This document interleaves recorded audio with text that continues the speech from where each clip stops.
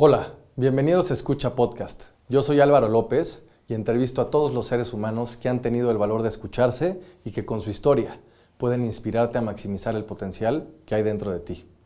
Si quieres ver el podcast, puedes encontrarlo en YouTube como escucha-mx o bien seguir escuchándolo en Spotify. Para más información sobre escucha, visita nuestro sitio web en www.escuchamx.com. Hoy entrevisté a Claudio García Torres, un hombre que a los 15 años vivió un accidente que le cambió la vida. En este episodio exploramos cómo, frente al miedo, la oscuridad y el diagnóstico sin esperanza, Claudio eligió avanzar, aferrarse a su espíritu y construir una vida llena de sentido. Conversamos sobre el valor de la independencia, su trabajo en aduanas, el impacto emocional de la pandemia y hablamos sobre inclusión en países tercermundistas.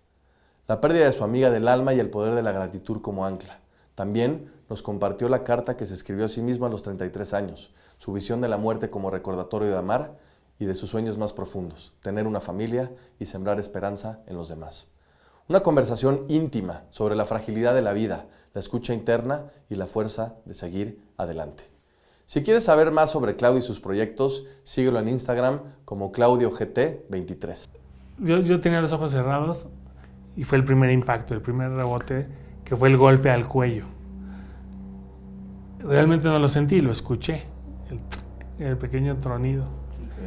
Reboté y caí boca abajo sin perder la conciencia y en ese segundo me di cuenta, se desconectó el cuerpo. Este podcast es presentado por OTV. En OTV Productions se especializan en transformar ideas en videos corporativos, publicitarios y comerciales de alta calidad. Su enfoque está en crear estrategias audiovisuales que capturen la verdadera esencia de cada empresa. Y lo mejor de todo, están tan seguros de la calidad de su trabajo que garantizan al 100% la satisfacción del cliente. Si el video no resulta ser como lo imaginaste, te devuelven tu dinero sin preguntas ni trucos. Si necesitas cualquier contenido audiovisual para tu empresa, contáctalos en www.otv.com.mx. Este podcast es presentado por Público. Público es una compañía mexicana con 7 años en el mercado que se dedica a operar y desarrollar espacios de trabajo en la Ciudad de México. Si estás interesado en tener las mejores oficinas para tu equipo en términos de espacio, diseño y tecnología, visita publi.co.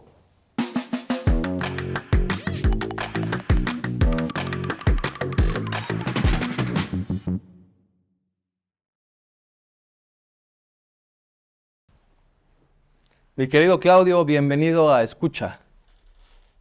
Ay, Álvaro, muchas gracias por invitarme. Estoy bien contento de estar aquí en Escucha y platicarte un poco de mi vida, mis sueños y a ver de qué sale.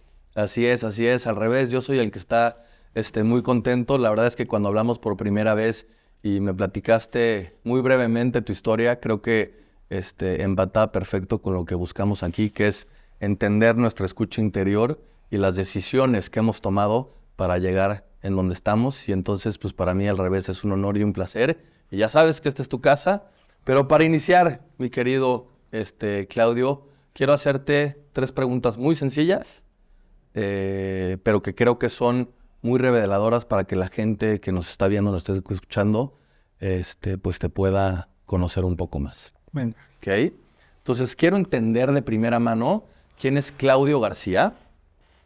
En segundo lugar, quiero saber quién es Claude. Bien. Y en tercer lugar, quiero saber quién es Cayo. Cayo. Okay. Primero Claudio García Torres. Hoy por hoy es un joven. Sí, ya sé que estoy medio señor, pero por sí soy jovial y soy un joven.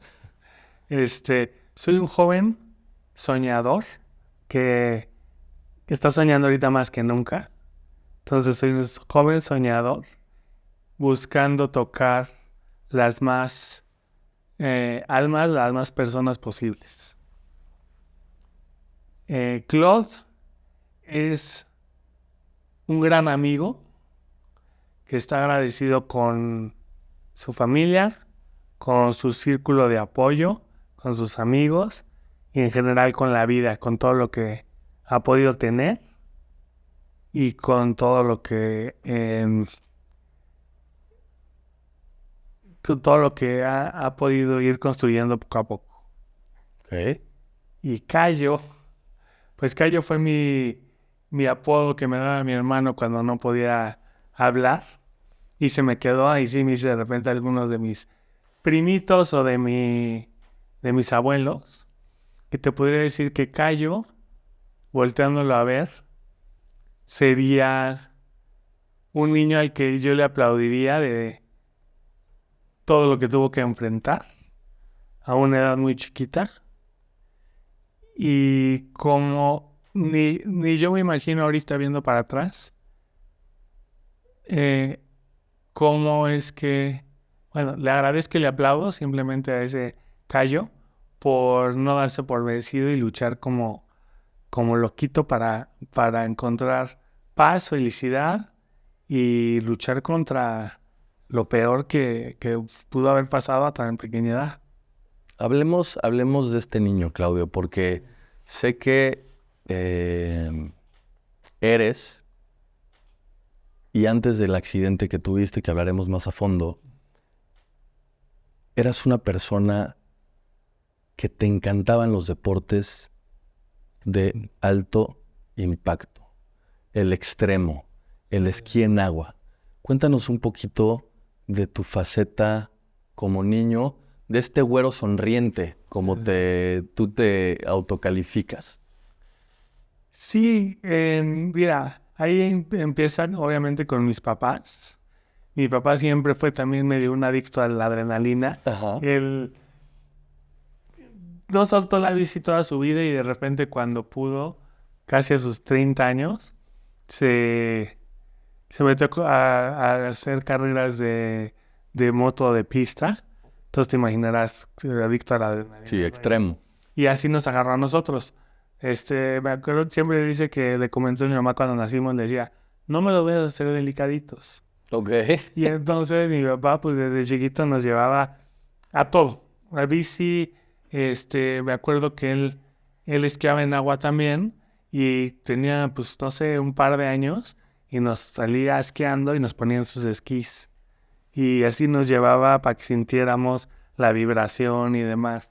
Para que te imagines, qué tanto le gustaba la adrenalina, nos fue pegando.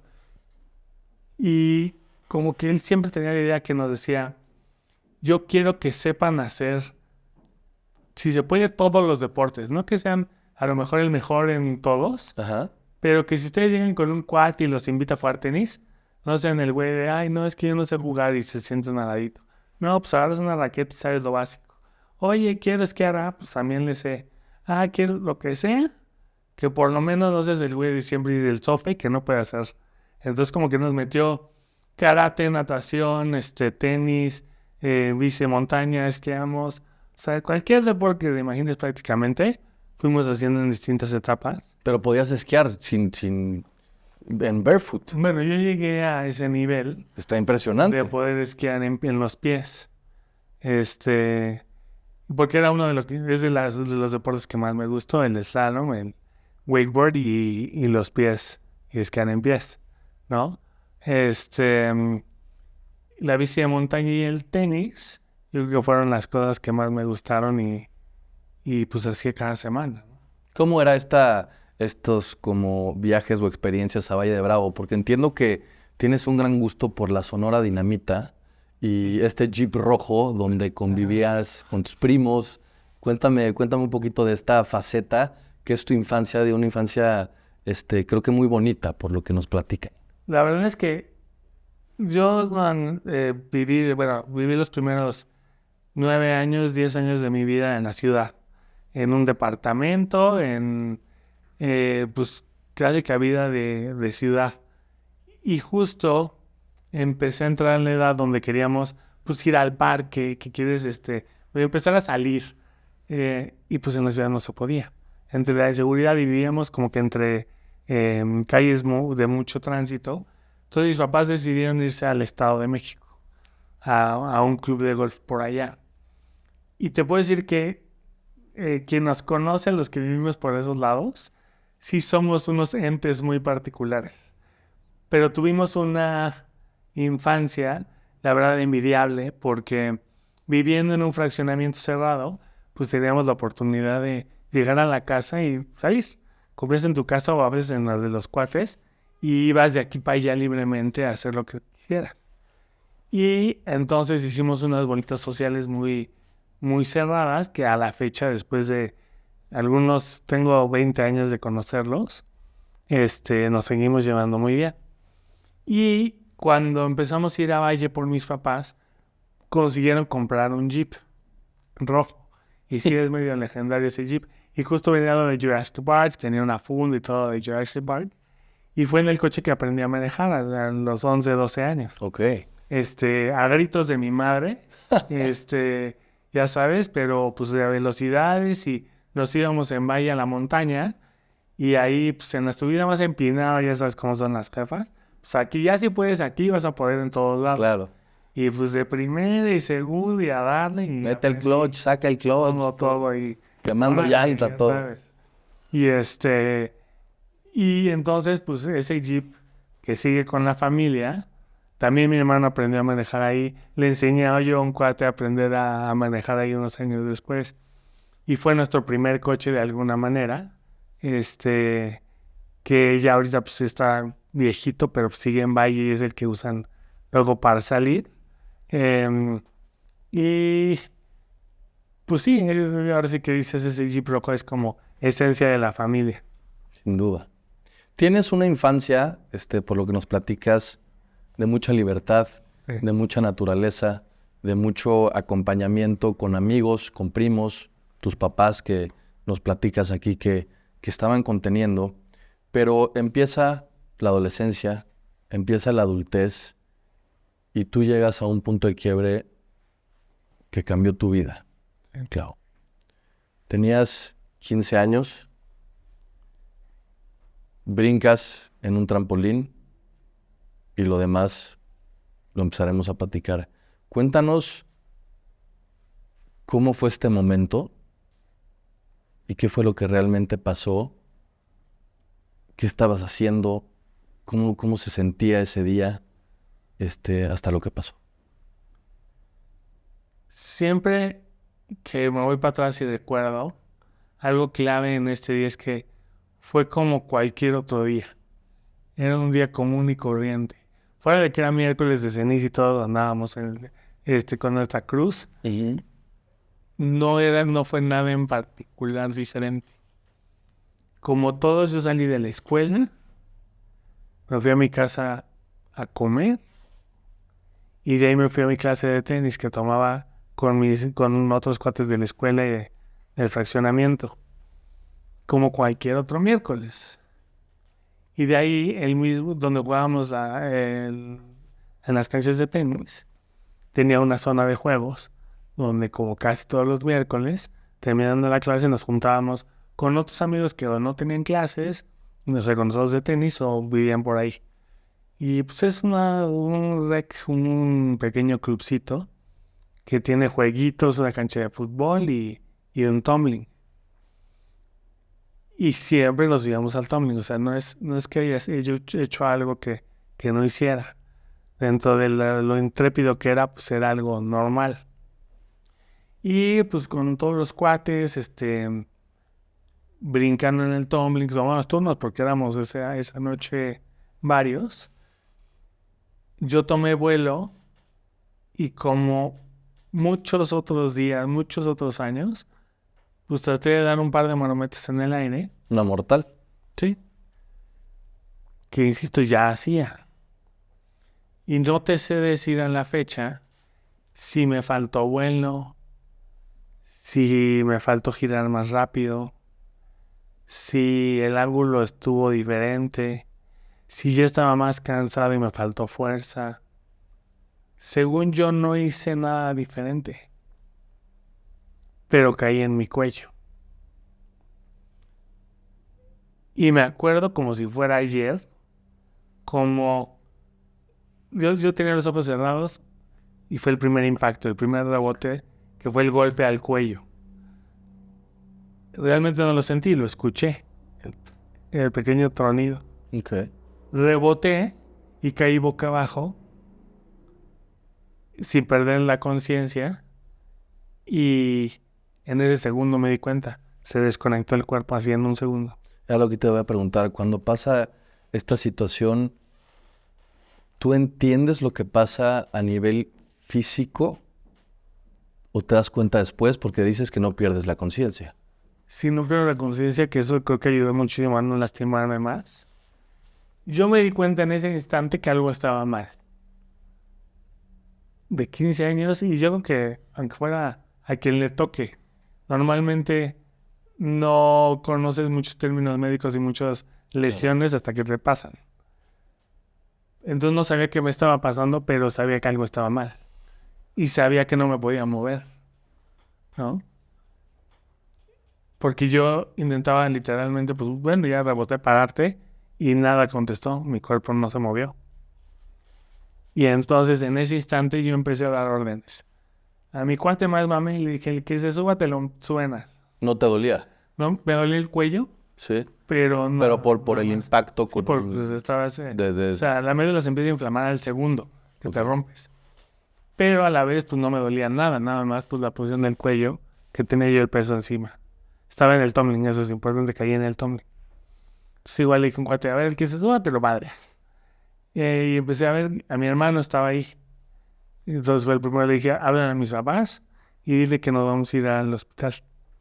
Si piden una ambulancia. Entonces le hablé a otro cuate. Igual al otro, a ver, tú hablas en la ambulancia. Tú córrele a la entrada y ves a los polis que va a venir la ambulancia para que, como va, los dejes. Yo, dice cómo, pero a todos les empecé a decir que hicieran. Y y pues literal fue esperar.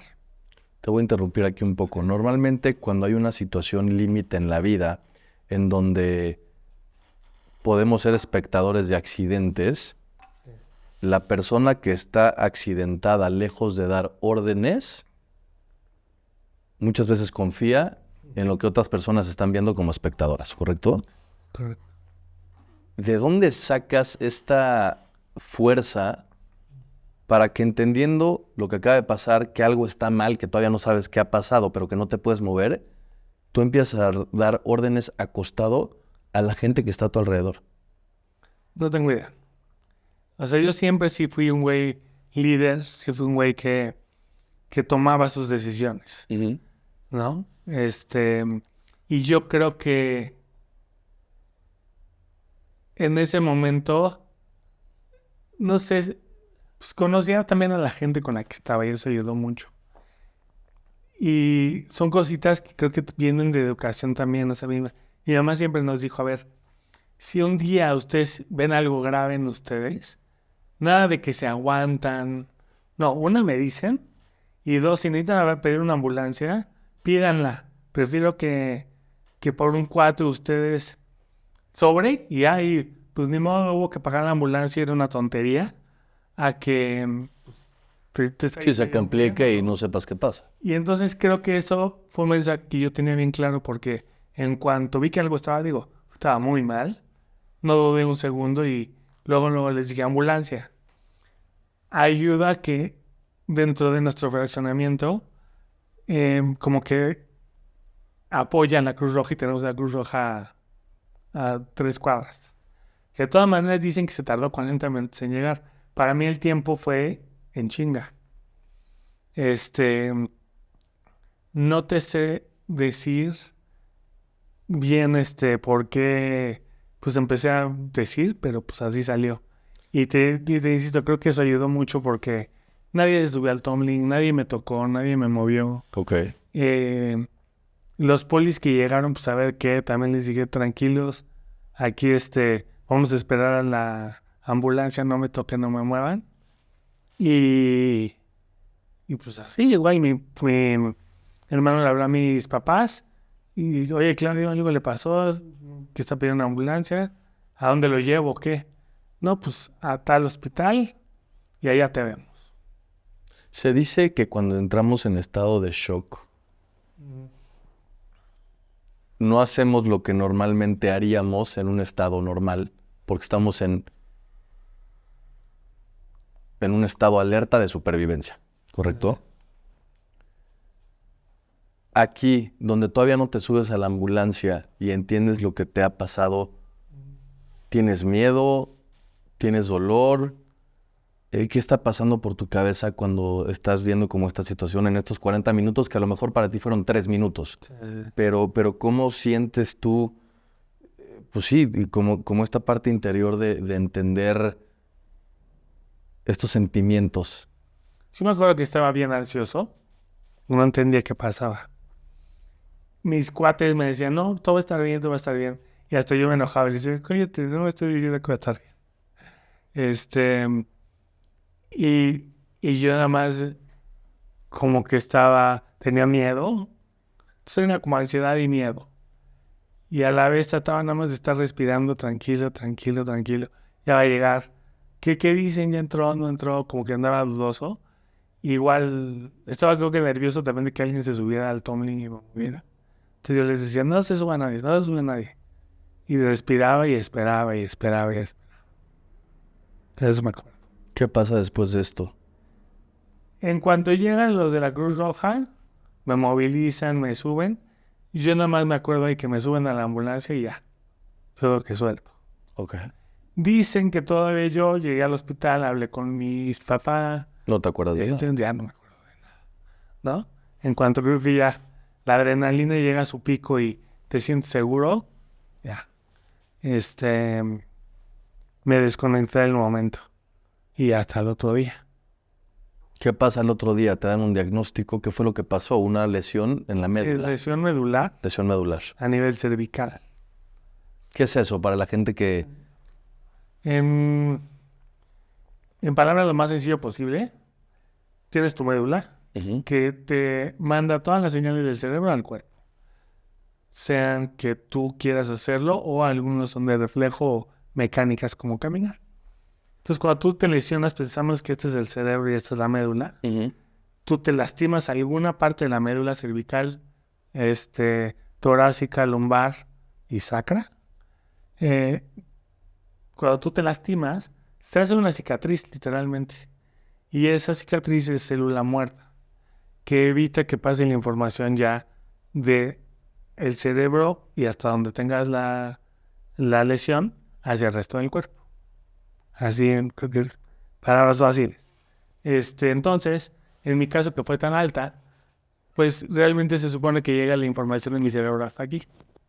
Y el resto del cuerpo ya no recibe señales del cerebro neuronales. Ujú. De aquí hay muchas variaciones. La mía es incompleta, entonces pasa un poquito de información. Y ya, depende cómo te rompes, lastimas, lo que puedes o no mover. En mi caso, literalmente, al principio no podía mover más que el cuello. Y aparte con O sea, quedas Oye, parapléjico. quedo parapléjico. Con un collarín. Con un tubo en la boca, los pulmones. O sea, yo me acuerdo que desperté bien drogado, porque eso sí te tiene que tener encerrado. Y pues yo entre luces y tubos no entendía qué pasaba. Y poquito a poquito se van explicando, ¿no? Y mucho el tema de las lesiones medulares es que si es completa, sí pueden decirte qué te va a pasar, pero si es incompleta, no sabe realmente el doctor hasta dónde puedes avanzar. Entonces, creo que depende del doctor qué tan ojéis sea, te va a decir, no, tú ya hasta aquí se muere, o te va a dar algo de esperanza de alguna manera. ¿Cómo era tu diagnóstico? Mi diagnóstico era muy rudo, porque sobre todo los primeros, no me acuerdo si fue más de un mes, 2 meses, como fue tan alta, haz de cuenta que estoy en la línea entre poder respirar solo o no, Ok.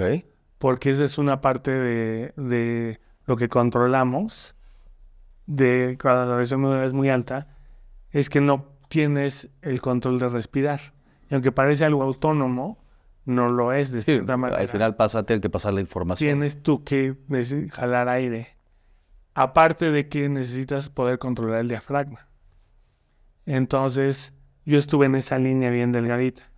Aparte agarré infecciones en el quirófano, de las mismas máquinas, algún bicho agarré que me traía con una neumonía que para qué quieres. Y por ejemplo, eso es lo que yo veo atrás y digo, híjole, ese pinche adolescente cómo aguantó, ¿verdad? Porque, tipo, algo que me hacían que nunca me imaginé es que tienes flemas y entonces, como tú no puedes toser, se te sigue haciendo la neumonía. Y por eso es que te conectan a mucha gente. Ahorita el COVID estos no tenían ya, la neumonía llega a tal lugar, se te inflaman los bronquios, no puedes sacar las flemas.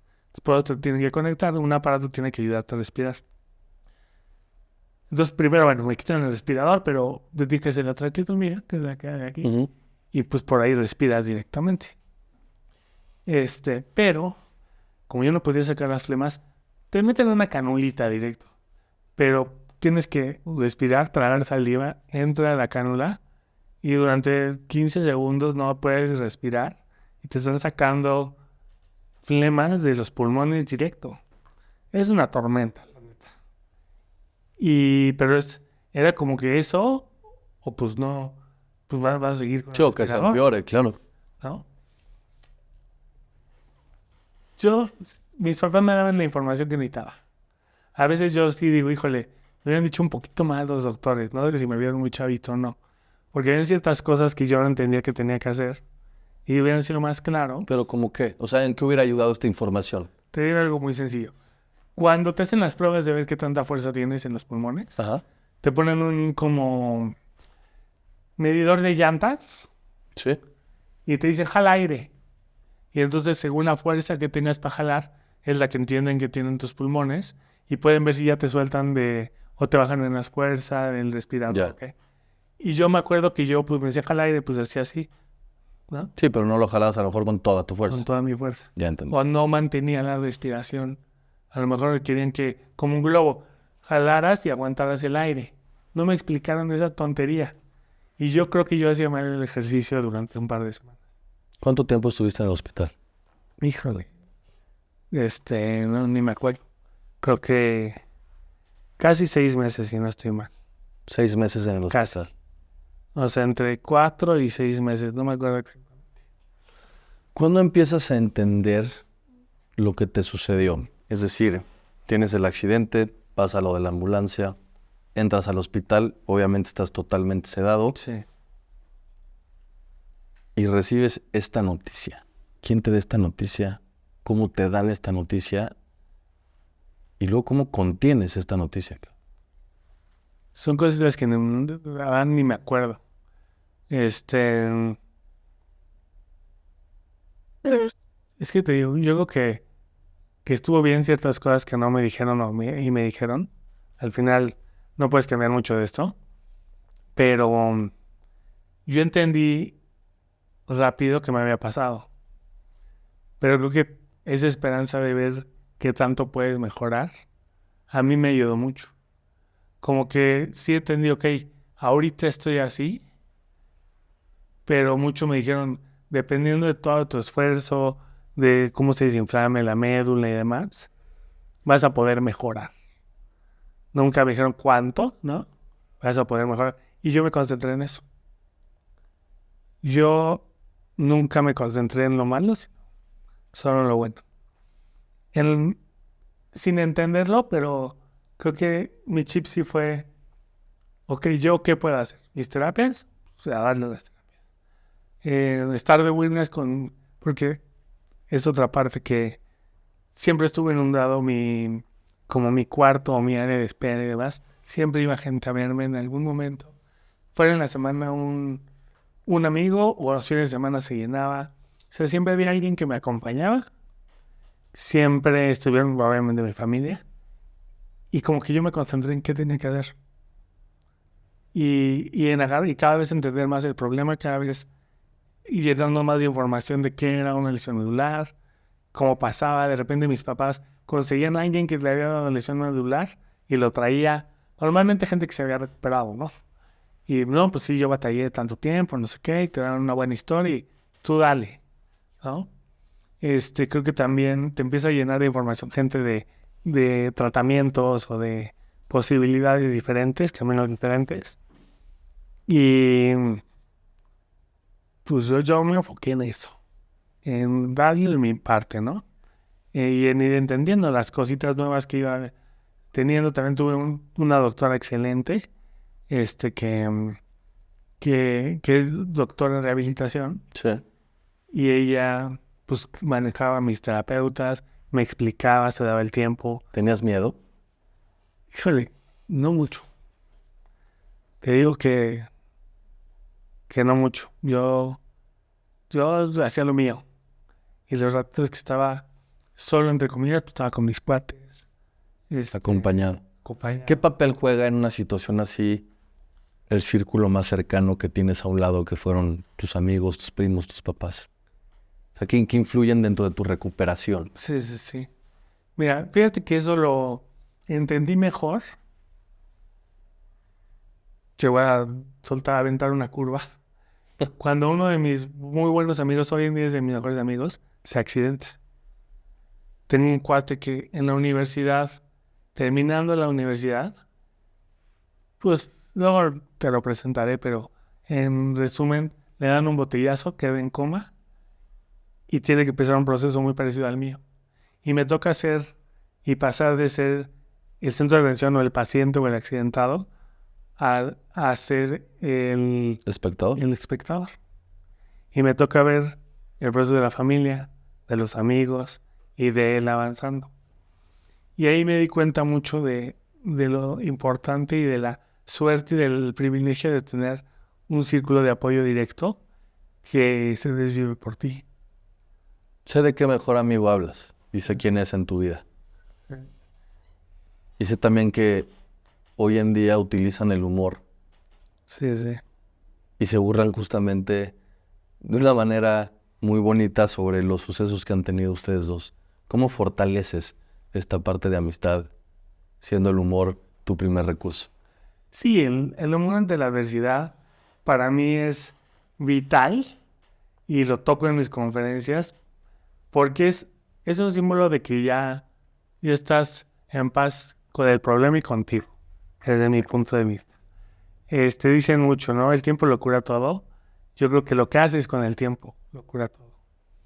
Y llega un momento en el que ya te puedes empezar a reír de tus problemas, de tus tragedias.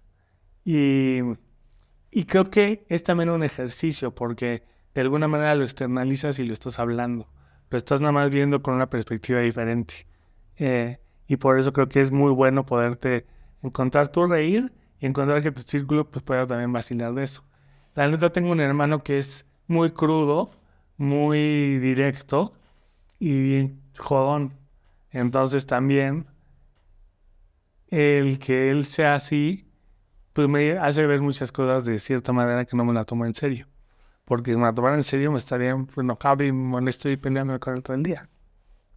Y creo que eso también, sobre todo estando tan chavitos cuando me accidenté, todos mis amigos alrededor, podernos molestar como nos molestábamos antes, era una forma de respeto de decir, pues habrás cambiado físicamente, pero sigues siendo el mismo. Pues no ha cambiado nada, claro. O sea, no te voy a ahora tratar más leve o no decirte bromas o podos o así, solo porque estás en silla de ruedas. No, vas a hacer lo mismo.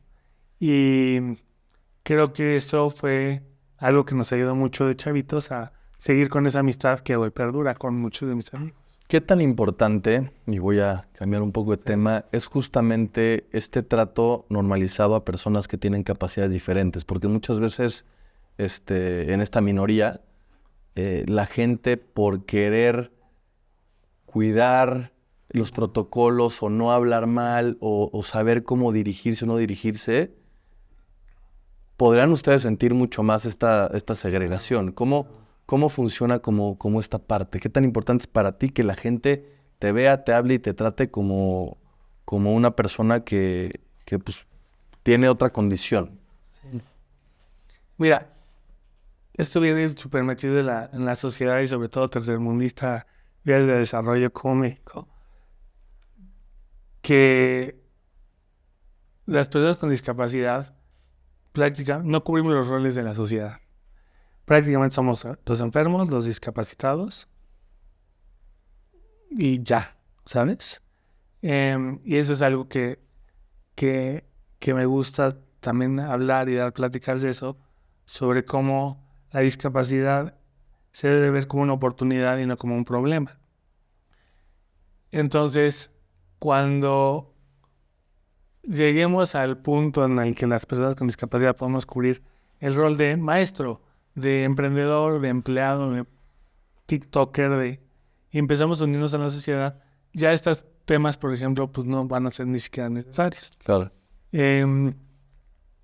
Y mucho el tema es que como no socializamos con personas con discapacidad, en general del país, aún siendo la minoría más grande, o sea, si tú le buscas, podrías encontrar en algún lugar una manera de hacerlo. ¿Cuántos son? En México somos entre el 8 y el 12%. En el mundo somos el 15%. O sea, es más de 1 billón de personas. La minoría más grande del mundo y del país. Entonces, mientras más podamos, y eso sí nos toca a nosotros, socializar y entrar en la sociedad, pues será el trato más normal, entre comillas, más común. Y no tendríamos que justo, no le vayan a decir algo que lo ofenda. ¿A qué No me auguras? quiero sentir mal. Justo a lo que te quería preguntar, ¿a qué auguras de que pase esto? ¿Es falta de información, falta de educación, falta de civismo? Todo. No tenemos simplemente ir a la generación de nuestros papás. Ujú. Y ellos me dicen, o sea, ¿tú te enterabas que algún compañerito tenía un hermano con discapacidad? Porque un día ibas a su casa y pues lo veías. Pero al que tenía síndrome de Down, no salía de la casa. No se sabía en la sociedad que tenías un hijo enfermito. ¿Qué podríamos hacer entonces nosotros como sociedad, viviéndolo obviamente desde tu óptica, para que esto no pase? ¿Cómo ayudamos? ¿Cómo podríamos generar un pequeño impacto? Pero si esto se multiplica, pues creo que sería enorme. ¿Qué nos pedirías? Yo lo divido en temporalidad. O sea, inmediatamente, ¿qué puedes hacer? Justo piensa. Tómalo desde un punto, los 4 grandes puntos sociales. O sea, de un país. O sea, desde la educación, desde lo laboral, desde lo social y desde lo político. Depende tú dónde estés, piensa en tu control que está. Si eres empresario, abre una vacante para una persona con discapacidad. Tienes un restaurante o pon una rampita y acomoda un baño para que puedas recibir. Y velo como no lo hagas porque hay pobrecitos, sino hay 10% de la población que podría ser mi cliente si pongo una rampa. Así. Sí, lo ves como negocio. Le puedo vender a 10% más de la población. Si, le pongo mi carta en braille o si a uno de mis güeyes le pago un cursito de YouTube de lenguaje de señas, yo qué sé, ¿no? Tú ponte a aprender el lenguaje de señas para que cuando un día te topes a alguien sordomudo te puedas comunicar. Tienes chavos en primaria o hijos. Busca cómo, ese es, ahorita aquí va a llegar a largo plazo, pero cosas en corto plazo son, ¿tú ahorita qué puedes hacer para facilitar que puedan las personas con discapacidad ser parte de la sociedad, ¿no? Ahora, a largo plazo, creo que viene mucho la educación. Y yo así lo veo. Yo estoy un poquito en contra en que hay escuelas especiales solo para personas con discapacidad. Desde mi punto de vista, por lo menos los primeros años, sí debería de ser una escuela pues para todos. Entiendo que, por ejemplo, alguien con síndrome de Down o que tenga una discapacidad intelectual, pues va a tener limitantes para aprender, pero esa parte social le cae bien a todos los niños. Porque te aseguro que un niño de 3 años, y lo he visto, te va a preguntar si tú por qué eres diferente, tú por qué lo ves sencilla, por qué. Pues porque así nací. Muy bien, y ya es mi amiguito autista que sí de repente grita, que no le gusta que la... Sí, no hay juicio, ¿no? Si desde la educación podemos hacer más común socializar con personas con discapacidad, es el día que te toca trabajar con uno, dices, claro, yo ya estuve en la escuela con un autista, alguien en silla de ruedas, alguien con una discapacidad visual, se te va a hacer mucho más común y no va a tener que... O sea, no, ni siquiera ya entras al prejuicio de qué tengo que hacer, los protocolos, no sé qué, porque ya lo viviste. Claro. Entonces yo creo que a largo plazo es que los niños convivan, tanto las personas con los niños con discapacidad, con niños que no tienen, como al revés, ¿no? Y viceversa. Y sea así. Eso yo creo que es una semilla que se tiene que plantar. Y por otra parte, creo que sí, también nosotros tenemos mucha carga. Porque dentro de las barreras que tenemos en la sociedad, que la más grande a la que yo cada vez llego más es que no hay transporte público adaptado suficiente. Y cada vez que le busco y cuando me piden que haga asesorías laborales, de inclusión laboral o liderazgo inclusivo, y trato de encontrar maneras de añadir a la fuerza laboral a las personas con discapacidad, me topo con que uno de los grandes problemas es esa comunicación, ese transporte de llevarlos de punto A a punto B. Ya. Porque es muy costoso, necesitas muchas personas a lo mejor de tu familia que te ayuden para hacer un trabajo. Y creo que resolviendo esa parte ya podemos empezar a integrar a las personas con discapacidad a todos los ámbitos de la economía. Dime algo, Clau, porque esto es importante y esto lo haces, pues ahora sí que viviéndolo desde la silla, literalmente, ¿no? Entendiendo cómo cambió tu vida. Tú dices que fue el fin de una vida, Sí. pero el inicio de otra. Y que claramente hubo un antes y un después. ¿Qué cambió? Y no hablo de la parte física, que es la que vemos, que es la que obviamos y que es la que es palpable. ¿Qué cambió en ti como persona cuando esto sucedió? ¿Por qué son dos vidas y no una vida que se transformó? Casi con quien hables te va a decir que tiene algún accidente, que tiene un momento que marca la raya en su vida, te va a decir que es su nuevo cumpleaños, su segunda vida, su segunda oportunidad. Porque sí te marca, es un antes y un después. Cuando pierdes a alguien, cuando tienes un accidente, cuando cierto momento de la vida que de veras puedes marcar una raya. Este día era uno, al otro día era otro. Yo creo que yo me volví mucho más vulnerable. ¿Qué entiendes por vulnerabilidad? Yo aprendí, y todavía me cuesta, pero aprendí a pedir ayuda, que era algo que a lo mejor a mis 15 años, con la salud completa, con de alguna manera todo en mis manos, no necesitaba y a la vez nunca había necesitado, ¿no? Entonces, creo que eso fue algo grande, entender que ya necesitabas ayuda a fuerza y que estaba bien estirar la mano para que alguien te la extendiera de regreso. Eso es algo que creo que fue un proceso, porque con la familia es fácil, pero en ciertas actividades cuando vas independizándote, pues ya esas ayudas tienen que ser a veces hasta con un desconocido. La vulnerabilidad esto fue clave, de saber que aunque estaba en silla de ruedas, era el mismo, de alguna manera la misma persona. Y por ejemplo me pasó en dos ocasiones que para alguien dices, pues qué tonto, pero cómo me marcó. Por ejemplo, la primera vez que me ligué a una chava después de mi accidente. ¿Cómo fue? O sea, bueno, pues estábamos en una fiesta y cotorreando con una vecina, pues, pues entre los drinks, el cotorreo, las bromas, pues me la ligué. Y unos besitos, muy PG-13 si tú quieres. Pero viendo para atrás, fue como, güey, ahora sí que no importa que ahora ya no estés todo mamado y seas el atleta y el... Pero I'm back con mi humor. Con mi cotorreo, con quien soy, Claro. con mi seguridad, que, insisto, no sé cómo tener esa seguridad después de un accidente a esa edad.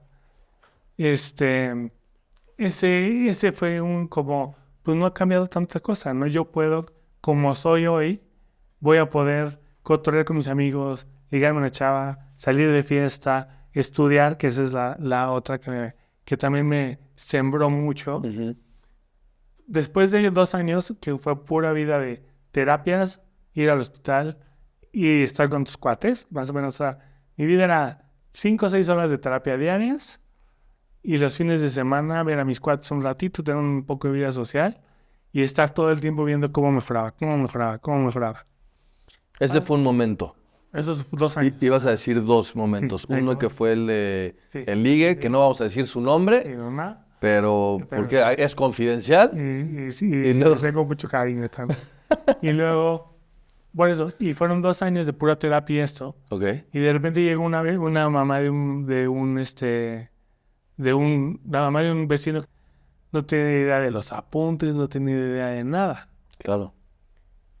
Y fue ese primer examen que hice, que también fue la segunda realización de que como que todo iba a estar bien, lo que yo podía.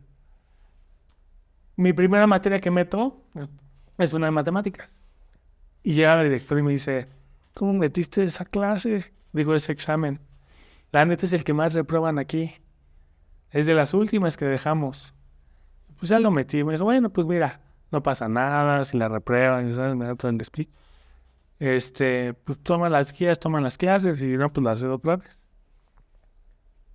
Pues que la paso con 9. Y fue ese momento también que dije, oye, pues no importa que no mueva las manos, que tenga que andar en mi silla, que 1000 cosas, con mi cabeza creo que voy a tener. ¿Sabes cómo se llama eso, Clau? Nada. En el coaching le llamamos el golpe de realidad. Tú tuviste justamente en estos 2 ejemplos 2 golpes de realidad muy potentes. El primero, saber que te podías ligar a... Ajá. Y que tenías todavía tus movimientos, tu verbo, tu humor, tu confianza, ¿no? Y el segundo, en la parte, pues también de decir, no solamente pasé el examen más difícil que todos reprueban. Sí. Estos golpes de realidad, que es cuando sucede algo que creemos en el inconsciente que no podemos justamente conseguir o que necesitamos para reafirmar nuestra validez como seres humanos, ayuda mucho a la confianza. ¿Qué pasó específicamente en tu mente, en tu actitud, en tu cuerpo después de estos golpes de realidad que tuviste? Creo que también empecé a... ¿Cómo se son golpes de realidad? Y empecé a... Es curioso porque soy un güey muy feliz. Y creo que nunca lo dejé de ser. Obviamente con mis golpes de depresión, de tristeza, y entendiendo que pues igual no caminas, igual y X.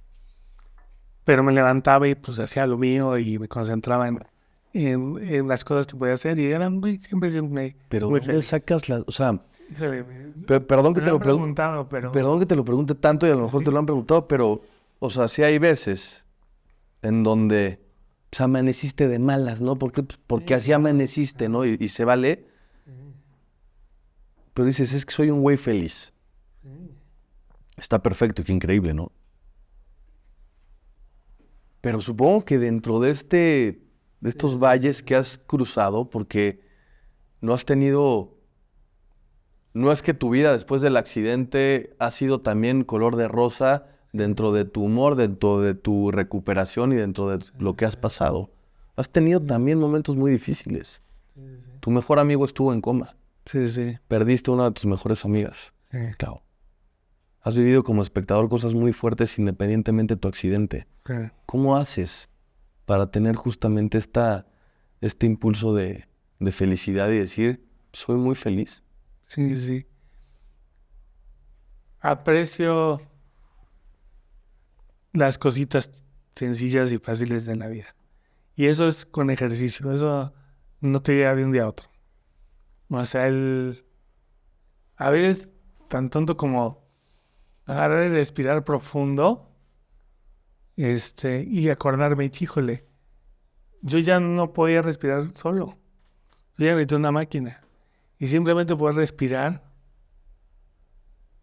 Es algo, suena muy tonto, pero mucha gente, bueno, no mucha, pero muchos que están pegados a una máquina, muchos que vivieron en COVID y tuvieron que estar entubados. O sea, simplemente respirar ya hasta parece un milagro, ¿no? Y en mis conferencias los invito luego a ver, párense tantito. El que se estén parando ahorita puede ser un milagro. Para mí sería un milagro pararme ahorita. Me gusta mucho tirarme a ver un atardecer con una musiquita a gusto, ¿eh? O salirme un ratito al sol. Ya menos porque hay que cuidar esta carita, pero pero esas cositas las aprecio a veces igual que cerrar una conferencia o que haber vendido algo en mi chamba. Como que ya no espero esos grandes viajes o esos grandes momentos para estar feliz. ¿Cómo aprendiste a redefinir estos momentos? Yo creo que tirado en tu mano viendo al techo sin poderte mover. Y en el momento no lo aprendes, sino te volteas a ver para atrás y lo empiezas a entender y ya lo usas en tu presente. Estando, por ejemplo, habían ratos que por más que había gente alrededor, me sentía solo. ¿Qué papel juega la soledad en ti? La soledad es dura. Y sobre todo porque la gente, y a mí me pasó, te da miedo estar solo. Y luego, ¿qué hace la gente? En vez de aprender a vivir esos ratos de soledad y de estar solito con tus pensamientos, que es duro, pues agarras el celular, pones una película, te clavas en el trabajo, le huyes a estar ese ratito solo contigo. Y yo, a la fuerza, porque a veces no podía, o sea, hay noches de insomnio que me han enseñado muchísimas cosas. Porque literalmente yo no, ya acostado y pues yo no puedo ni prender la tele, no puedo prender la luz. Y por ejemplo, yo le puedo decir a mi celular, sí, háblale a mi papá, ¿no? Y normalmente pues sí se despierta y si, no sé, me destapeo o lo que sea. Pero si no necesito nada, tampoco va a ser el Hayes que lo despierta. Entonces literalmente estoy solo con mis pensamientos, un rato de insomnio, como creo que muchos lo hacemos. Y al principio, las primeras, pues, cada quien sus tiempos, pues es más duro, estás con los hijos, que hubiera hecho esto, si no hubiera hecho otro, ¿no? Hoy hay Pues no añoranza. Hay añoranza de lo que fue de lo que pudo ser. a lo que es hoy. No. Tienes que dejar esos porqués. ¿Cómo dejas ir esos porqués? Pues que si no los dejas ir, te come. Y es algo también que entendí mucho, porque yo muchas veces de mi vida pensé que no tuve de otra que luchar. No tuve de otra que en esos momentos de estar en el hoyo, de estar hasta abajo, de estar luchando por tu vida, no tuve de otra. Y como la vida me ha enseñado, sí tienes de muchas otras. Puedes dar por vencido. Puedes dejarte ir, la realidad. Y yo te digo que le aplaudo ese callo por no ni pensarlo. Por ni siquiera dejarlo pasar por su mente. Luchó y luchó y luchó. Pero sí tienes esa otra opción. Igual cuando te pasan ciertas cosas, puedes clavarte y se vuelven rencores y se vuelven veneno para tu forma de ser y para tu forma de pensar. Clavarte en esos porqués, en por qué no lo hice diferente, por qué me pasó a mí, por qué lo que sea. Y los tienes que dejar ir. Es una gran medicina, es un gran trabajo, tratamiento. El ya enfocarte en lo que sigue, ya. Enfocarte les digo, en encontrar qué te apasiona, quién te motiva, qué te hace feliz. Mejor en eso, pon tu mente. Y deja ir lo demás. Hoy sé que te hacen feliz dos cosas. Sí. Y que me gustaría que me platicaras un poquito más qué significan en tu vida. La primera, tu trabajo, en términos aduanales, ¿correcto? Y segundo, lo que estás haciendo hoy en día en términos de conferencias, de resiliencia y de todo el plan que tienes para impactar a la gente. ¿Qué significan estos dos proyectos para ti y cómo los validas dentro de tu sistema? Bueno, después de ese golpe de realidad, como lo llamas, de la prepa y entender que de alguna manera también todo iba a estar bien. O sea, que sí iba a poder con simplemente en mi cabeza y algo de creatividad. Y obviamente la tecnología me tocó la gran suerte de las pantallas táctiles y todo. Pues antes yo no hubiera podido tomar apuntes, en fin. Terminé la prepa, hice mi examen de la universidad y lo pasé, que era otra de las grandes dudas, que ya no era tanta porque como que yo veía que, sí, encontré las maneras. Y que la cabeza está lúcida al final. Lúcida, sí, y eso se lo puedo decir con tanta gente que me ha tocado que se pega en la cabeza o que tiene derrames cerebrales. 100 veces mejor no moverte, pero estar cuerdo, ¿no? La verdad. Terminé la universidad y también terminé con este cuate. Antes de su accidente, se nos abrió la oportunidad de trabajar en la agencia aduanal. Y entonces, pues un poquito la vida también va avanzando. Y yo siempre voy a apreciar esta chamba que tengo ya. Que van 6 años que estoy trabajando en la agencia aduanal. Y cuando de repente les digo cuates y me dicen, es que quiero cambiar de chamba o algo, ¿no? Les pregunto de su jefe, ¿cómo es su jefe? Porque yo sí agradezco y le pongo un gran valor a tener un gran jefe. Y yo lo tengo en mi chamba. Te voy a platicar algo. Ajá.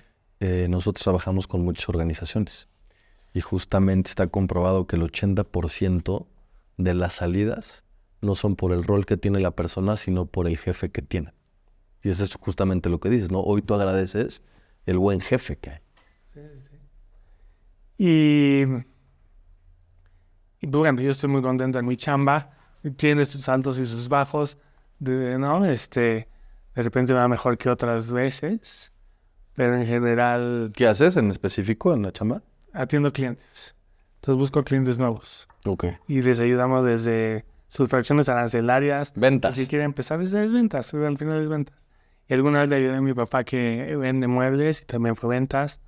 Y al final las conferencias de alguna manera son ventas, aunque te vendas a ti, ¿no? Entonces, son ventas. Y bueno, mi chamba lo agradezco mucho. Ya tengo la logística y soy muy, muy feliz ahí. Y cuando llegando a lo de las conferencias, cuando nos tocó estar en pandemia, a mí desde casi al año de mi accidente me decían, es que tú debes dar pláticas, es que cuenta tu historia, es que ya es una conferencia. Y entre darte valor a ti, yo decía, es que sí, pero va a llegar un momento en el que la pueda construir bien. No nada más me quiero subir ahí y decirles, es que a mí me pasó esto y pues, sí le luché y salí adelante, pero como que yo sentía que me faltaba mucho que aprender y entender de lo que me estaba pasando. Y en pandemia, como muchos, estuvimos tanto tiempo solos que empecé a construirla. Tengo una amiga psicóloga que trabajaba en la Universidad Latinoamericana y fue la primera que me dijo, oye, tengo un grupo, no sé qué, ármate una conferencia. Me sacó el tema de resiliencia, que en ese entonces tiene un gran boom. En ese entonces como que empezaba y me invitó a la universidad.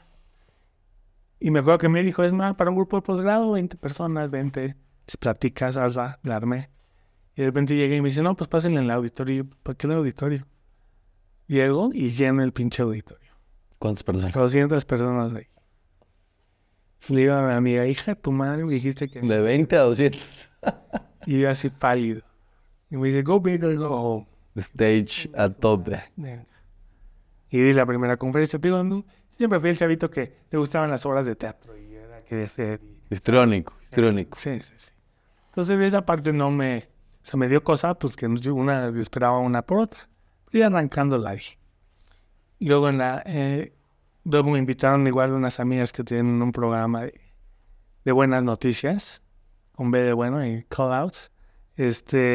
Son lindísimas y me invitaron también a dar una entrevista virtual. Y hicimos todo un video, todo muy padre, y me gustó mucho el mensaje. Y de ahí ya lo agarré como hobby. Iba dando conferencias cuando me invitaban, en la escuela sobre todo, en alguna empresa. y me gustaba mucho la respuesta. Yo lo daba, pero el final que se acercara a alguien y me decía, híjole, es que yo tengo una hermana, yo tengo un familiar. ¿Cómo se siente impactar a la gente con tu historia personal? Sí, la verdad te nutre un buen. O sea, tú dices, güey, con una persona que le cambie un poquito la perspectiva, ya. La Es lo que te decía al principio, quiero tocar muchas vidas. Sea un poquito. Cámbiale la óptica, la perspectiva. Ayúdale a ver que sus problemas a veces están más en su cabeza que en otro lado, yo qué sé. O los problemas reales sí existen y hay que darles frente. Mil cosas. Me llenan muchísimo. Y fue entonces que ahora en agosto, de la mano con Pepe, que es quien me ayuda un poco a los videos, le platiqué que quería ya empezar a hacer un poquito más de mis mensajes, con la idea de poder dar las conferencias. Y ya, empecé a hacerlo más profesional ahora sí. Ya di las primeras conferencias a un grupo de ventas y he ido también mejorando la presentación.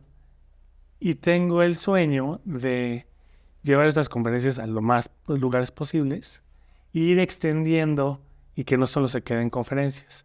A mí me gustaría también ayudar en asesorías de inclusión laboral a empresas, a gobierno, entrenar tal vez a más chavos que tengan ciertos problemas en la vida, ayudarles a llevar a sus conferencias. En fin, hacer un universo de esto para poder ayudar tanto a las personas con discapacidad y a la sociedad, también al que tenga el mínimo problema y que luego se ahoga en un charquito, ¿no? De acuerdo. Y estoy bien contento para llevar este proyecto cada vez más lejos. Dime algo, Clau. Hace muy poco te escribiste una carta. Sí. En tu cumpleaños 33. ¿Cuál fue la intención de escribirte esta carta como recordatorio? Porque ahí lo dices, pero ¿qué hay en el fondo de, uno, de escribírtela para ti y dos, de compartirlo? Normalmente, como te decía, en nuestro segundo cumpleaños, en esa eventualidad grande, casi todos hacemos algo en especial. Apenas hablaba con una amiga nueva, que igual me empiezan a buscar un poco con los videos nuevos, pues gente con distintos problemas. Y me platicaba que, bueno, ella por un tema le cambió la vida. Y que a ella le gustaba mucho la montaña y la naturaleza. Y que este año, pues aunque no la iba a poder escalar, iba a ir y quería ver el amanecer, como lo hacía antes. Creo que todos traemos ese segundo cumpleaños como cuando lo cumples años. Es un día que te marcó y de una u otra forma, a veces de maneras negativas, tristes, mucha gente se pone muy ansiosa acercándose a esos días porque te hace recordar muchas cosas. Pero lo vivimos y yo he hecho, me acuerdo que por ejemplo a los 3 años de mi accidente fue la primera vez que regresé a donde me accidenté y invité a unos cuates que estuvieron ahí. Vimos un ratito a absorberlo todo. Escribí un poema, mandé un mensaje. Y también ahí la respuesta de ese mensaje fue bonito. Y al final, queriendo sembrar semillitas y mover vidas, este año quise hacer este ejercicio, esa introspección, que yo llevaba varios años sin hacer. Y fueron varias semanas de chillarle, porque sí, o sea, no es para todos. Te dirá, se los recomiendo a todos. Si andas en un rato te escribes una carta, es abrirte y decirte muchas cosas y recordar muchas cosas. Y ese ejercicio, más que fuera una carta, pudo haber sido un video, bueno, que lo mezclé, ¿no? Pero esa carta que leí, ese video, eran 2 cuartillas que tuve que ir haciendo chico a poder mandar un mensaje que también fuera digerible para la gente. Claro. Pero fueron 2 semanas de escribir cuando una de mis mejores amigas falleció. Y ese es un capítulo bien duro.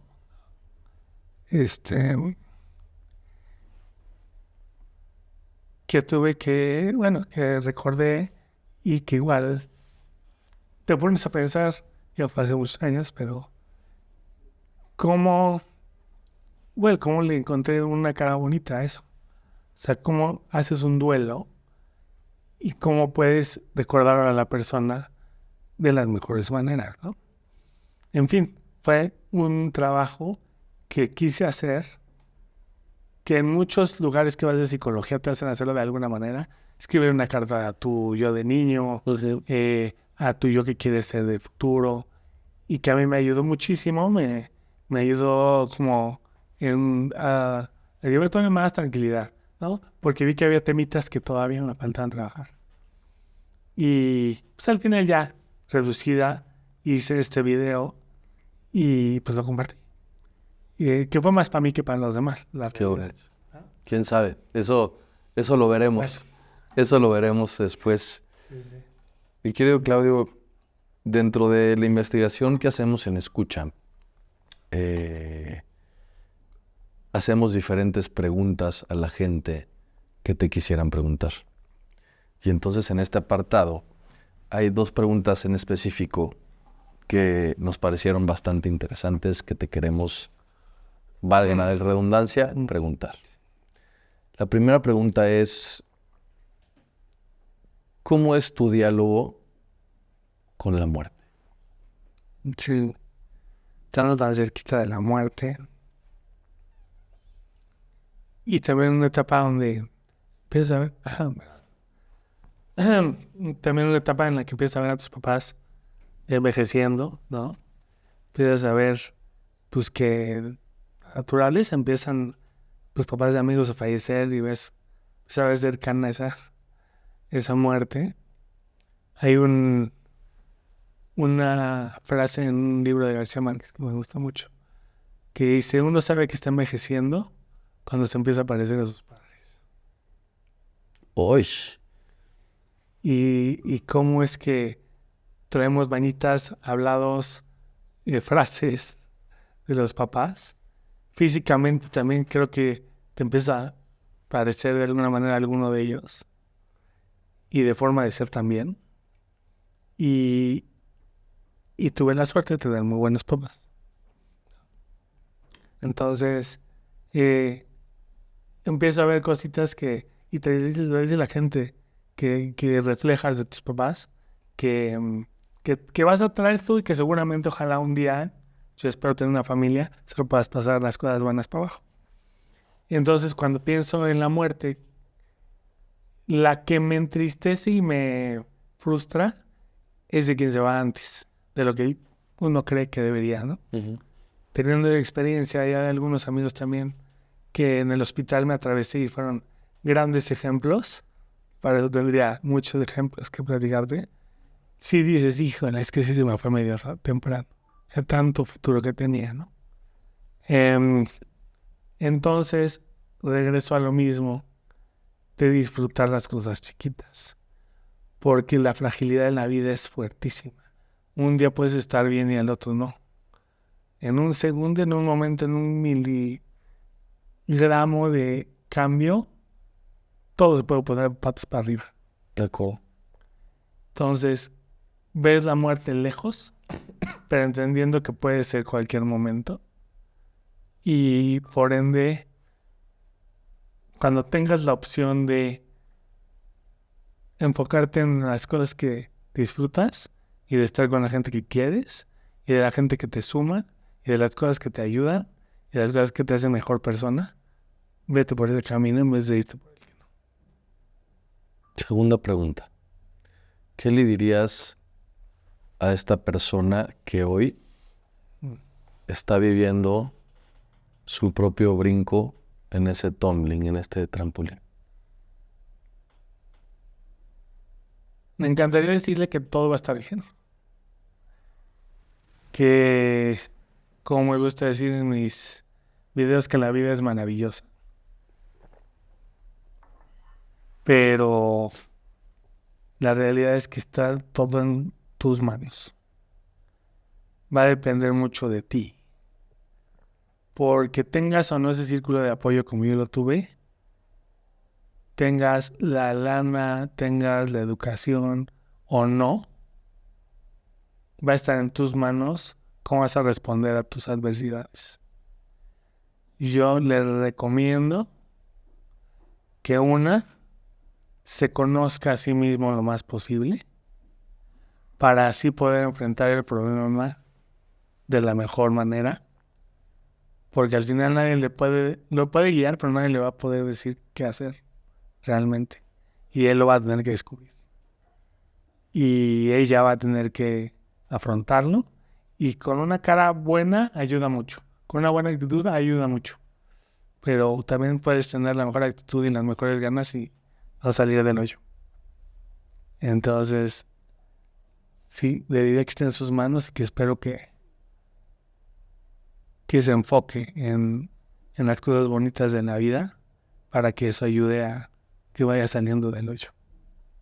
Has hablado hoy, Clau, de muchas herramientas que has utilizado, no solo conscientemente, sino por lo que también viene dentro de tu genética, que te heredaron tus abuelos, tus papás, y que utilizas en tu día a día para vivir tu vida, ¿no? Como la vivo yo, como la vive cualquier persona.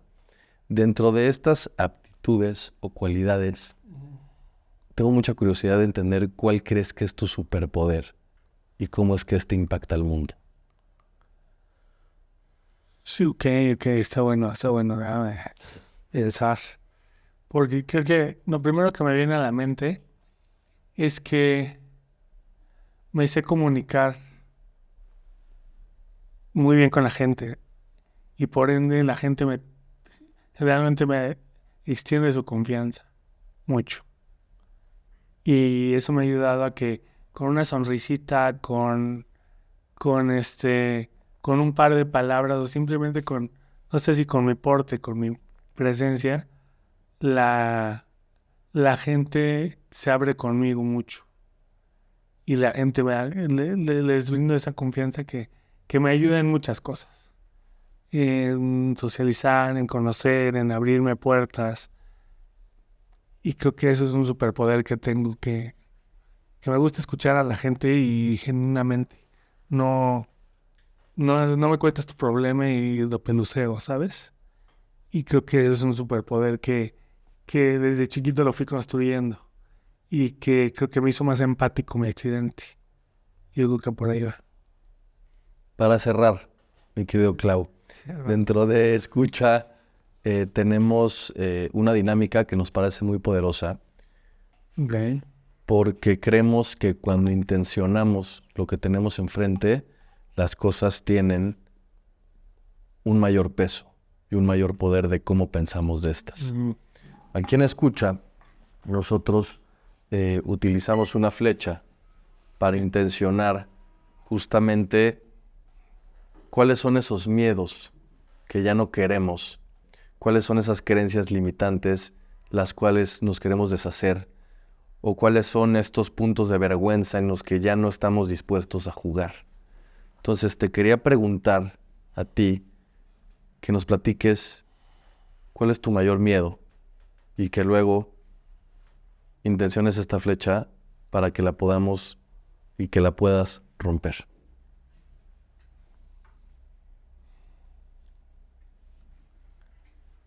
De mayores miedos.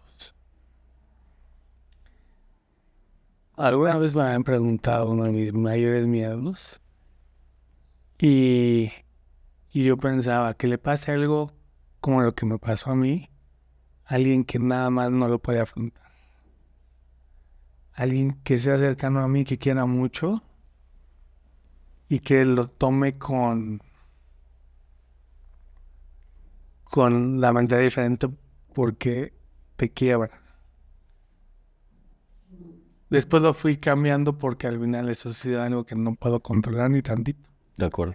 Lo vi con mi cuate. Por suerte mi cuate también fue un luchador. No me encanta decir guerrero porque eso nos dice todo el día y nos medio castra.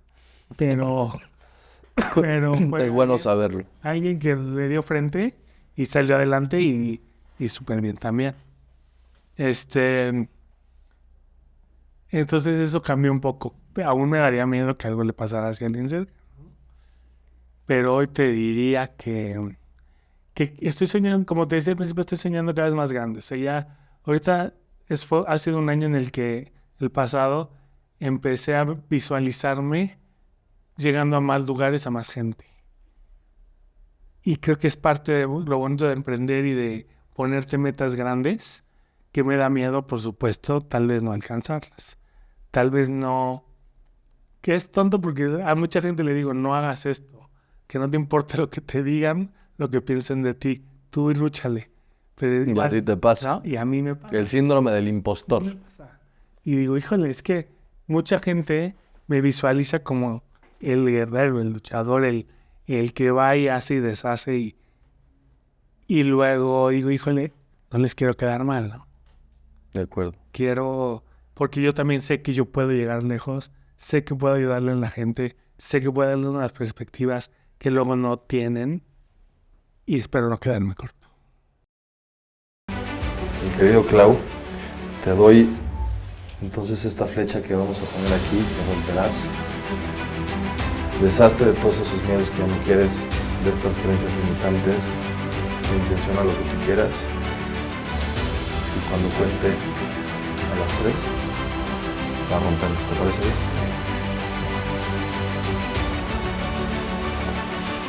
Me dices cuando estés listo. Listísimo. 1, 2, 3.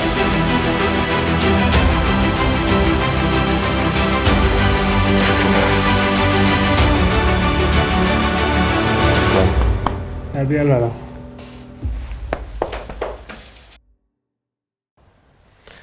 Pues Clau, Claude, Love. Cayo, como te dicen, tienes muchos apodos, Baby, por ahí me enteré también. Bueno, eso es para mis amigos. Gracias por estar aquí. Para mí ha sido increíble platicar contigo. Creo que la óptica en cómo pones lo que te sucedió en esta circunstancia de vida a los 15 años y cómo lo has enfrentado ya más de la mitad de tu vida. Media vida, sí. Media vida tiene muchísimo valor porque justo, ¿no? O sea, y lo que quieres con tu ejemplo, creo que siendo tan abierto, tan didáctico, tan neta, es mucho más fácil para nosotros los que no tenemos esta situación o vivimos esta situación, entender lo que pasa y entender cómo podemos sumar ante una sociedad que a lo mejor está atrasada en estos puntos, poder tener un mejor acercamiento, ser más empáticos y que desde la escucha a personas como tú, pues podemos creo que transformar y con tu historia tú transformar. Entonces, gracias por hacer equipo, gracias por estar aquí, te admiro mucho y me quedo con increíbles aprendizajes, al menos personalmente, que pues por eso también nació este podcast, para estar más en contacto y tener estas vivencias increíbles como la tuya, ¿no? Sí, muchas gracias por la oportunidad. Pasamos muy bien, Gracias, mi querido Clau.